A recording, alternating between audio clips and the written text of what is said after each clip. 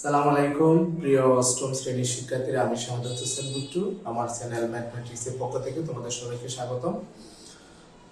আসলে আজকে প্যাটার্নের পর্ব 4 নিয়ে আমি আলোচনা করব। সেটা হচ্ছে বোর্ডে লেখা আছে, তোমরা দেখতে পাচ্ছ ক্রমিক স্বাভাবিক সংখ্যার যোগফল নির্ণয়। এখানে লেখা আছে স্বাভাবিক ক্রমিক সংখ্যার যোগফল বের করে একটি চমৎকার সূত্র রয়েছে। আমরা সহজেই সূত্রটি বের করতে পারি। মনে করি 1 থেকে 10 পর্যন্ত ক্রমিক স্বাভাবিক সংখ্যাগুলোর যোগফল ক। ঠিক আছে, এই জিনিসটা এখানে লেখা আছে। ক্রমিক স্বাভাবিক সংখ্যা বলতে গেলে 1, 2, 3 এই ধরনের সংখ্যাগুলো বলা হয় জেনারেলি।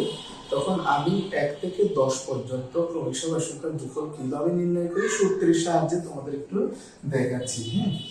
অর্থাৎ ক সমান এই 1 যোগ 2 যোগ 3 এভাবে 10 পর্যন্ত, অর্থাৎ যোগফলটাকে যখন আমরা ক ধরছি তাহলে খ সমান কি হবে, এই ক্রমিক সংখ্যাগুলো কি হবে, ক্রমান্বয়ে যোগফলগুলো যথাক্রমে এভাবে লিখব। তাহলে কৌশলটি হলো প্রদত্ত যোগফলের সাথে বিপরীত ক্রমে লিখে যোগ করে পাই। ঠিক আছে, তাহলে এই জিনিসটাকে আমরা বিপরীত ক্রমে লিখে যোগ করে পাই। জিনিসটা আমি তোমাদের করে দেখাচ্ছি শিক্ষার্থীরা। দেখো শিক্ষার্থীরা, আমি প্রথমে এই ক দিয়ে একবার লিখছি 1 থেকে 10 পর্যন্ত, এবং এটাকে বিপরীত ক্রমে একবার লিখছি। লেখার পরে আমরা যোগ করব। কি করব? যোগ করে। ঠিক আছে, যখন যোগ করব ক যোগ করব হবে আমাদের 2 ক, এবং এটার সাথে এটা যোগ করব হচ্ছে কি 1 যোগ 10। ঠিক আছে, এটার সাথে এটা যোগ করলে কি হবে 2 যোগ 9। এটার সাথে এটা যোগ করলে কি হবে 3 যোগ 8। আচ্ছা, এইভাবে বাকিগুলো না করে লাস্টে এভাবে লিখতে পারি আমি চাইলে 10 যোগ 1।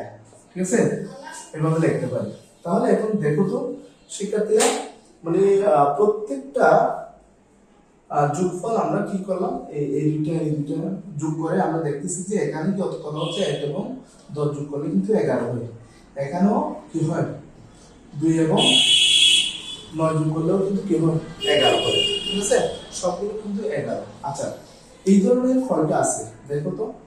তো 11 যদি হয়, এটাতেও 11, এটাতেও 11, এটাতেও 11, এখানে সবগুলো যদি 11 হয়, একটু খেয়াল করো। তাহলে 11 এর জন্য এটা মানে 11, এটা মানে 11। তাহলে আমরা একটা কাজ করতে পারি, যে কোনো একটা নিলাম, এটা নিলাম, হয়তো এটা নিলাম, সুন্দরের জন্য আমরা এটা নিলাম। ঠিক আছে, তাহলে এইরকম কয়টা আছে, একটা, দুইটা, তিনটা, এভাবে 10টা আছে। কয়টা আছে? 10টা। তো যদি হয় তাহলে আমরা জিনিসটাকে এভাবে লিখতে পারি, ক সমান 1 যোগ গুণ 10। কেন 10 দিলাম, মানে এই জাতীয় 10টা আছে। আচ্ছা, এইটার সাথে এটা কিন্তু সিমিলার। কেন? এইটা যোগ করলেও যা আসতেছে, এটা যোগ করলেও যা আসছে। তাহলে আমরা এই সবগুলোকে একই ধরনের ধরে এরকম 10টা আছে, তাহলে এটার সাথে গুণ 10 আমরা লিখলাম। লেখার পরে দেখবো আমরা যখন ক এর মান বের করতে চাইবো, তাহলে ক এর পাশে যেটা গুণ অবস্থায় আছে সেটা এখানে কি হবে, ভাগ হবে। তাহলে ভাগ হলে কি হচ্ছে, এটা নিচে হবে। ভাগফলের নিচে হবে। তাহলে কি হবে 1 যোগ 10 গুণ 10। তাহলে এটাকে চাইলে আমরা সূত্র হিসাবে লিখতে পারি। সূত্র হিসাবে লিখলে কটাকে আমরা দিলাম কি, ধরো যোগফল। ঠিক আছে, তাহলে যোগফল দিলাম আমরা কটাকে, যদি আমরা যোগফল দিলাম কটাকে, আমরা কি দিলাম যোগফল। তাহলে যোগফল দিলে এই যে মানগুলো কর জন্য যোগফল, এটা হচ্ছে কি প্রথম সংখ্যা। তাহলে এটা লিখলাম আমি প্রথম সংখ্যা যোগ, এটা হচ্ছে কি শেষ সংখ্যা, শেষ সংখ্যা। তাহলে প্রথম সংখ্যা যোগ শেষ সংখ্যা, নিচে হচ্ছে 2। এটা হচ্ছে কি পদ সংখ্যা। গুণ দিয়ে আমরা কি দিলাম, এখানে গুণ দিয়ে লিখে হচ্ছে না, সেই জন্য আমি লিখে দিলাম পদ সংখ্যা। তোমরা এই পাশে লিখবে। ঠিক আছে, তোমার বোর্ডের জায়গা সমস্যা জন্য পদ সংখ্যা। তাহলে সূত্রটা হয়ে গেছে। এখন যদি এটা মান বের করতে চাই আমরা, তাহলে এটার সাথে এটা যোগ করলে কত হবে 11, আর এটা কত হবে 10।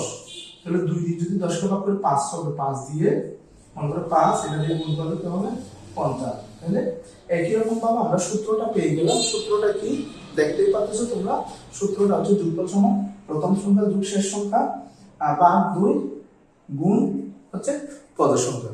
শিক্ষার্থীরা ধন্যবাদ। তোমরা যদি আমার চ্যানেলে নতুন হয়ে থাকো তাহলে আমার চ্যানেলটা সাবস্ক্রাইব করবা, বেল বাটনটি অন করে পরবর্তী ভিডিওর জন্য ওয়েট করবা।